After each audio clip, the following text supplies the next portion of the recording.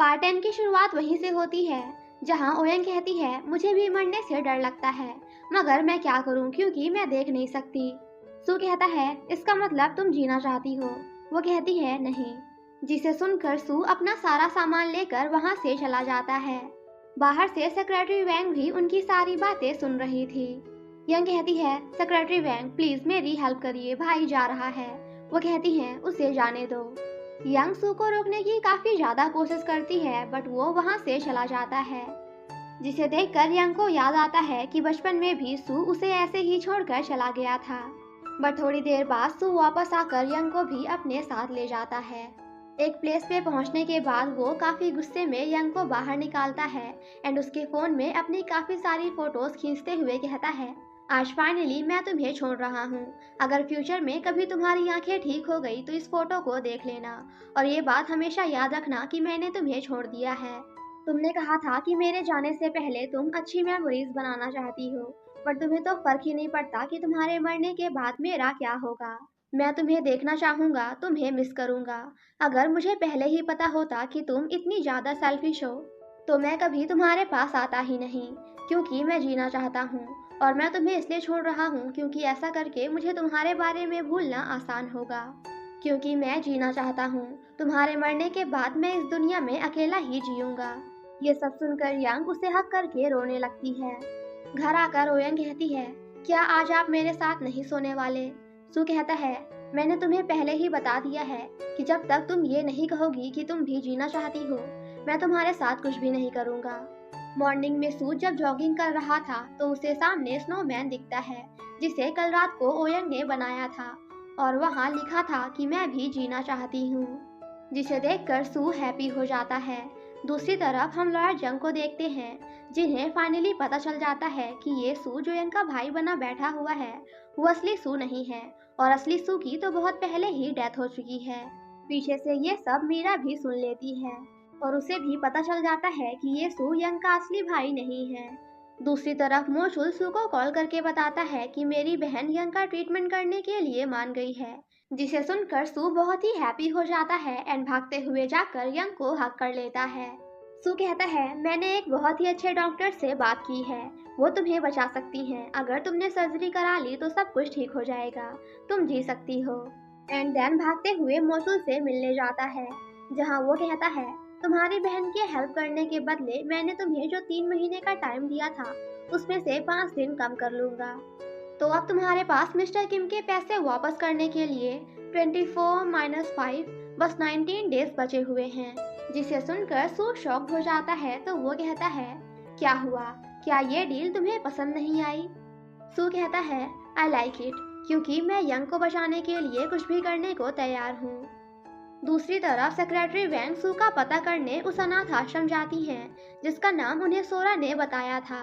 And वहां जाने के बाद फाइनली सेक्रेटरी वैंग को भी पता चल जाता है कि जो सू अभी उनके घर में है वो यंग का असली भाई नहीं है। दूसरी तरफ जब जिनसंग की बहन शॉपिंग कर रही थी तो हिसुन भी उन्हें देख लेती है और यहाँ उसे पता चल जाता है कि वो मोचुल के आदमियों से पैसे लेकर उन्हें खर्च कर रही है। जिनसंग की बहन कहती है आई एम रियली सॉरी, मोशुल ने मुझसे कहा था कि मैं जितने भी पैसे खर्च करूंगी जिनसंग को नहीं देना पड़ेगा, बल्कि वो सारे पैसे वो लोग ओसू से लेंगे। जिसे सुनकर ही सुन उस पर काफी ज्यादा गुस्सा करती है, क्योंकि एक तो पहले ही सू को $8 मिलियन मिल नहीं रहे तो वो बाकी के पैसे कहाँ से लाएगा। नेक्स्ट सीन में हम सू को मोशुल से बात करते हुए देखते हैं जहाँ मोशुल कहता है अगर जिनसंग के बहन के पैसे जिनसंग के बजाय तुम देना चाहते हो तो मैं फिर से 5 दिन कम करूंगा। 19 - 5, अब तुम्हारे पास पैसे वापस करने के लिए सिर्फ 14 डेज बचे हैं। सू कहता है ठीक है, लेकिन तुम इन सब से ही सुन एंड जिनसंग को दूर रखोगे। वो कहता है बिल्कुल। सू हिसुन से कहता है आज के बाद तुम हमारे साथ काम नहीं करोगी एंड देन वहाँ से चला जाता है। सू ने ऐसा इसलिए कहा क्योंकि मोचुल ने उससे कहा था कि अगर मिस्टर किम ने तुम्हारे आसपास जिनसंग या हिसुन को देख लिया तो वो उन दोनों को भी मार डालेंगे। और जब ये बात जिनसंग को पता चलती है कि मोचुल ने उसके बहन के भी पैसे सू से मांगे हैं तो वो उस पर काफी ज्यादा गुस्सा करता है। जिनसंग कहता है तुम्हें सू को मारने से पहले मुझे मारना होगा। मोजुल कहता है, अपनी फैमिली को यहाँ से ले जाओ। तुम्हें सबसे पहले अपनी फैमिली को रखना चाहिए। तुम किसी और के लिए लॉयल कैसे हो सकते हो जब तुम अपनी फैमिली के लिए ही नहीं हो। नेक्स्ट सीन में हम मोशुल को उसकी बहन के पास देखते हैं। वो कहता है, कल मुझे समझ आया कि आखिर क्यों हिजू ने मेरी जगह सू को चूज किया था, क्योंकि वो अपने प्यार को बचाने के लिए कुछ भी कर सकता है। उसने कल घुटनों पे बैठकर मुझसे यंग को बचाने की भीख मांगी, मगर मैं ऐसा कभी नहीं करता, ना तो प्यार के लिए और ना ही अपनी फैमिली के लिए। आपको पता है मैंने हिजू से क्या कहा था जब उसने मुझे बताया था कि उसने सू को चूज किया है? मैंने कहा था गुड बाय, अच्छे से रहना। जबकि मुझे उसे रोकना चाहिए था। मुझे उससे भीख मांगनी चाहिए थी कि प्लीज मुझे छोड़कर मत जाओ, क्योंकि मैं तुमसे प्यार करता हूँ। सू अपने प्यार को बचाने के लिए कुछ भी कर सकता है, लेकिन मैंने बस कूल दिखने के लिए अपने प्यार को खुद से दूर जाने दिया। रात में सेक्रेटरी वैंग एंड लॉयर जंग आज ही सू को घर से बाहर निकालने का डिसाइड करते हैं। बट इससे पहले वो दोनों यंग को इस बारे में बताने जाते हैं कि सू तुम्हारा असली भाई नहीं है। बट इससे पहले यंग कहती है, कल भाई ने मुझसे कहा कि उन्होंने एक बहुत ही अच्छे डॉक्टर से बात की है, तो मैं सर्जरी कराने के लिए रेडी हूँ। सो प्लीज़ आप दोनों तैयारी करना स्टार्ट कर दीजिए, क्योंकि मैं सू के जाने से पहले सर्जरी कराना चाहती हूँ। जिसे सुनकर सेक्रेटरी वैंग एंड लॉयर जंग हैप्पी हो जाते हैं एंड ओयंग को बिना कुछ बताए ही वापस आ जाते हैं, क्योंकि वो ये नहीं चाहते थे कि ओयंग ये सब जानने के बाद एक बार फिर से सर्जरी कराने से मना कर दे।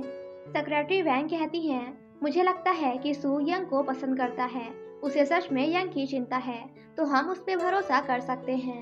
और वैसे भी कर्मा किसी का पीछा कभी नहीं छोड़ता। सर्जरी के बाद जैसे ही यंग की आंखों की रोशनी वापस आ जाएगी, तो वो खुद ही सू को घर से बाहर निकाल देगी, जिसके बाद मिस्टर किम के आदमी उसे मार डालेंगे, क्योंकि $8 मिलियन तो उसे कोई देने वाला नहीं। मॉर्निंग में यंग एंड सू एक दूसरे के साथ काफी ज्यादा मस्ती करते हैं। सू कहता है, आज पहली बार मैं इतना ज्यादा खुश हूँ। पहली बार मुझे मोशुल के मारने की धमकियों से डर नहीं लग रहा। मैं यंग के साथ बिताए हुए इन पलों को कभी भी नहीं भूल सकता। जिस दिन मोचुल मुझे मारेगा उस दिन मुझे किसी भी बात का पछतावा नहीं रहेगा।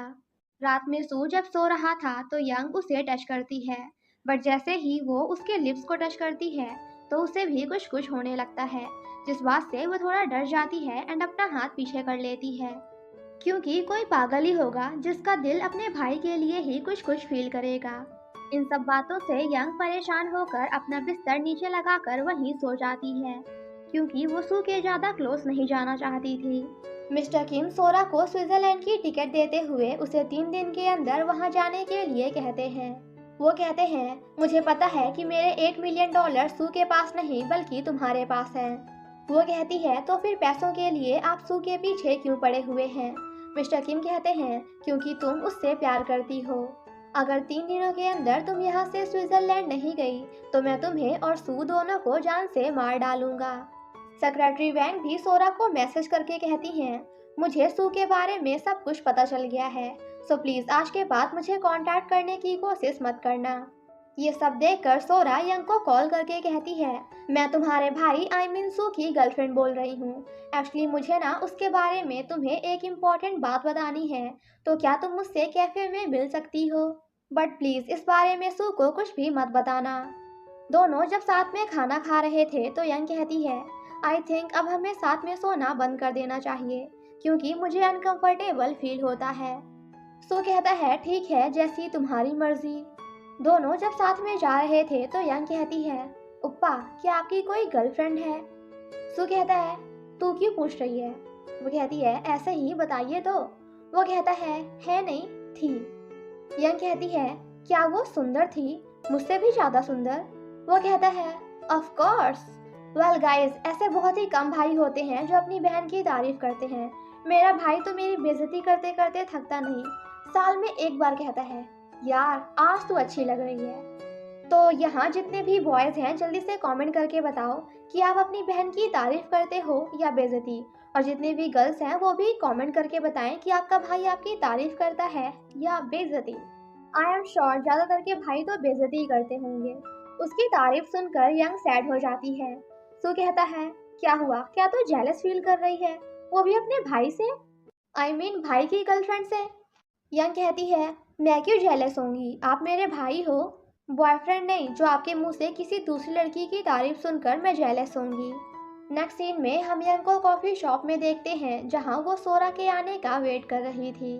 थोड़ी देर बाद सोरा वहां आकर उसके बगल वाली सीट में जाकर बैठ जाती है।